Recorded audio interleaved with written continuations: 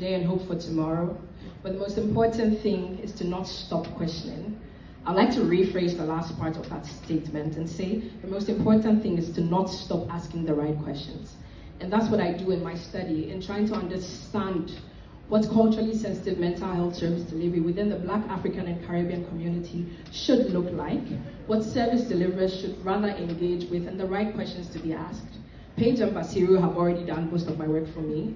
They've highlighted the inequalities that exist within Black, African, and Caribbean communities. The method I use, called appreciative inquiry, is predominantly organizational. And what it does is that rather than go into a place and ask what is not working and how do we fix it, it goes into a place to ask what is working and how do we capitalize on it. Being Black and knowing that there's so much about us that demonstrates resilience and strength when it comes to mental well-being, I thought to find out what works within the Black community and how can we capitalize on that to affect culturally sensitive mental health service delivery. So I went around asking, after 24 interviews with community members in West Birmingham, after 6 focus group discussions with the same community members and service deliverers, I have some of my answers. The problem was not in asking what's wrong and how do we fix it, because we already know that there's stigma and discrimination that exists.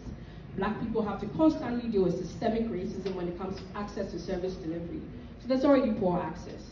But the question to ask was, what works? What about your culture, your food, your art, your music, your family values actually supports you? And my answer, or the response I got, was actually a double agent.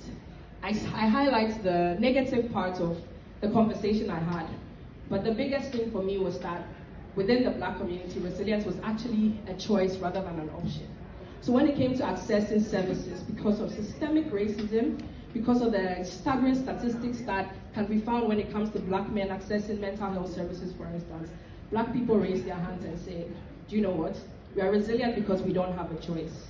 And it's the only way we can continue to stay well. But that is also the reason why we cannot access services. In speaking with service deliverers and feeding this information back to them, everybody was talking about the highlights of the amazing work they were doing within the community. But the problem was that none of these services were communicating with each other.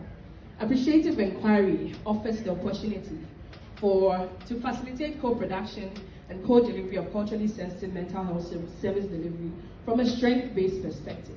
If we decided to change the narrative and went into communities and asked them what works and how do we capitalize on what works to facilitate your mental health and well-being, I think that the gap in service delivery will actually be filled. Thank you.